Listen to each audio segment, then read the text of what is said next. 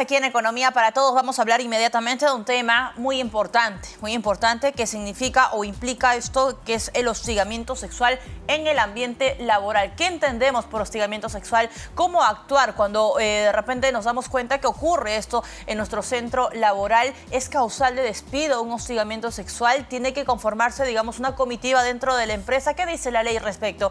Y vamos a conversar con Jorge Castillo, él es abogado laboralista del estudio Fuentes. Doctor Castillo, bienvenido. Muy buenas tardes, muchas gracias. A ver, doctor Castillo, empecemos por el concepto. ¿Qué entendemos nosotros o qué deberíamos entender nosotros por hostigamiento sexual en el trabajo? Es muy importante y previo al concepto es qué afecta. El hostigamiento sexual en el trabajo afecta la dignidad del trabajador, por lo tanto es una cuestión de derechos humanos, derechos fundamentales. También afecta la seguridad y salud en el trabajo y afecta también la igualdad de oportunidades en el trabajo en la medida en que la persona afectada no va a estar en igualdad de condiciones para el acceso al trabajo, mantenerse en el trabajo o mejorar en el trabajo.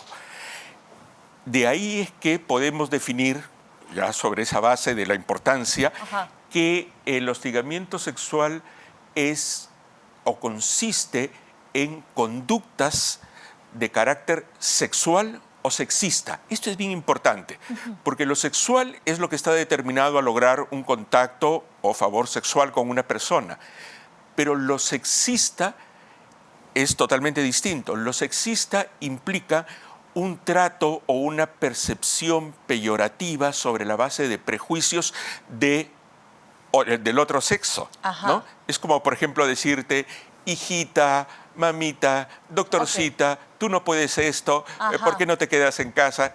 Eso, entonces el hostigamiento sexual es bien amplio. Es lo que comúnmente conocemos como conductas sexuales, pero también las conductas de carácter sexista que afectan notoriamente más al sexo femenino, ¿no? Sobre todo, ¿verdad? Sí. Y es muy importante esto porque, claro, uno diría, ok, hostigamiento sexual es un tema de contacto, de mucho más sexual que sexista. Sí. Y claro, ¿quién no ha, digamos, sido víctima en el trabajo de, ok, porque eres mujer, te toca esto, tienes un trato totalmente diferenciado, notoriamente diferenciado respecto a otra persona con las mismas funciones? ¿Cómo actuar en ese caso, doctor? Ok, nosotros somos testigos o probablemente víctimas de un hostigamiento sexual. ¿Qué es lo que pasa? ¿Qué es lo que debería suceder? ¿Cómo se procede? Te comento rápidamente. La norma prevé, más que una sanción, la prevención, como en seguridad y en salud en el trabajo, que es la ciencia de la anticipación.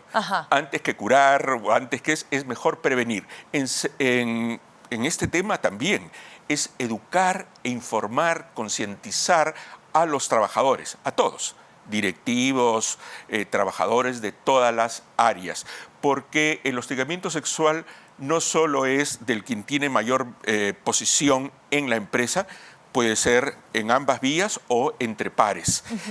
Y sobre esa base del hecho de que lo importante es prevenir, es que la empresa tiene que evaluar la situación de los trabajadores, tiene que informar, tiene que conformar un comité o nombrar un supervisor, tiene que tener un protocolo para la seguridad en estos casos, y el comité o el supervisor tienen que tener conocimiento de todo este procedimiento que recoge la queja, la procesan y termina posiblemente en una sanción, ¿no? Ahora, doctor, esta comitiva, digamos, debería tener todas las empresas sin importar la cantidad de trabajadores, ¿o es que de repente con las MIPYMEs hay alguna modalidad distinta? No. La diferencia no es por régimen laboral ni micro y pequeña empresa, pero sí por número de trabajadores. Hasta 20 trabajadores basta que tengas un supervisor. ¿Y si tienes menos de 20? Supervisor. Entonces, más de 20, ya un comité paritario. 2 elegidos por los trabajadores, 2 elegidos por la empresa, y de ser el caso, de ser posible, lo ideal es que sea también igualitario en cuanto a género. Y mira, te comento, la ley trata de que el trabajador o trabajadora afectada pueda ser ayudado en el entorno laboral, no solo porque él interpone la queja, tú puedes ver la afectación de un compañero o compañera Claro. O sea, y la testigo, ¿no? actúas. Tú puedes poner la queja en favor de un compañero. O tú, siendo una directiva, de oficio pones, porque es tu deber de guarda de la dignidad y seguridad del trabajador. Sin que yo sea miembro de este comité. Efectivamente. Ok. Entonces, un ejemplo, lo puede hacer tu jefe, lo puede hacer un compañero de trabajo o uno mismo.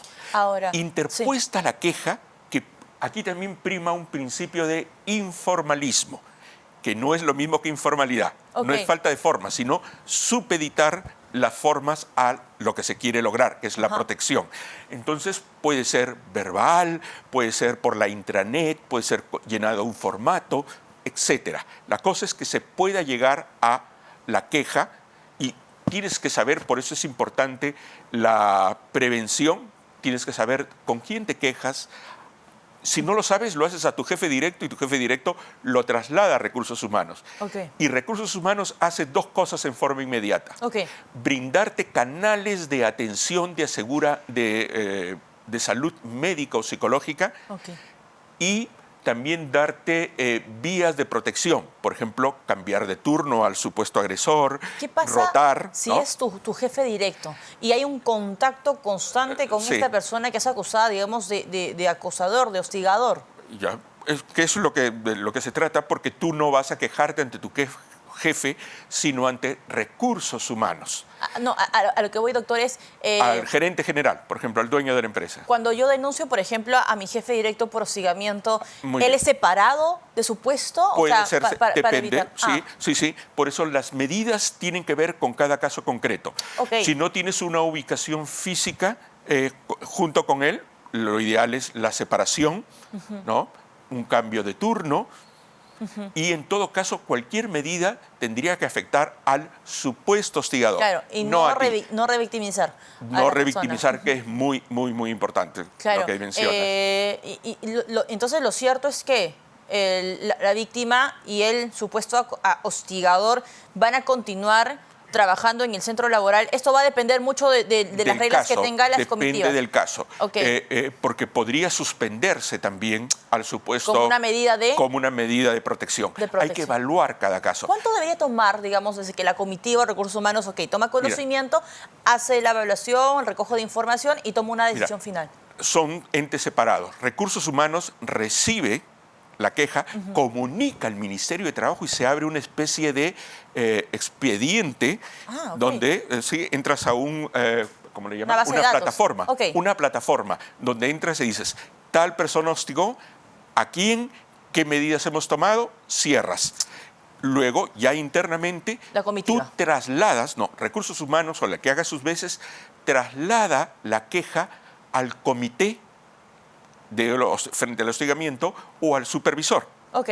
Y este es el que va a investigar, recoge lo que le ha pasado a Recursos Humanos, llama al hostigador, llama a la presunta víctima, Ajá. porque en todo esto tiene que respetarse el debido proceso. Sí, No totalmente. estamos pues en la Santa Inquisición, Ajá. tiene que respetarse, tienes que tener ambas partes la posibilidad de actuar pruebas, Sí. presentar testigos, y sobre esa información que recibe, el comité o el supervisor tiene 15 días para hacer todo este proceso y emitir un informe razonado sobre la base de lo que has mencionado, lo que mencionan los testigos, Claro. ¿no? La actuación de pruebas, videos, audios, chats.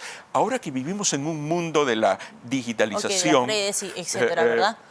uno diría el teletrabajo evita el hostigamiento sexual. No creas. Quienes de repente no nos atrevíamos a una conducta sexual o sexista por la cercanía, este espacio que se abre en el teletrabajo me hace que me atreva a Claro.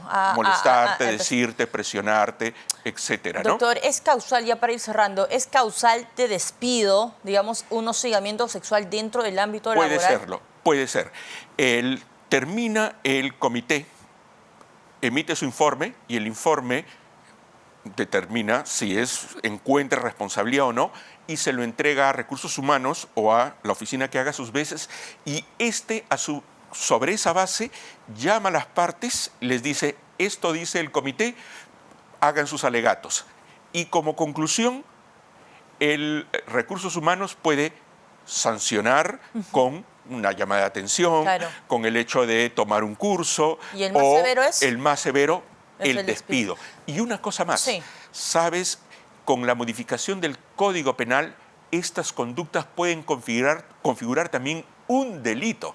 Y como te comenté que el Ministerio de Trabajo Claro, toma vamos, conocimiento, porque al final cuando termina el proceso tú también dices, Agregas esto al folio. esto fue, y el Ministerio de Trabajo con su procurador, que es un especialista en el Etcétera, área penal, claro. verifica si es que hay la constitución de un ilícito penal y independientemente de A la la vía sanción, laboral, ok. puede haber una cuestión de carácter penal. Doctor, solamente para cerrar, Sí. y una respuesta sí o no.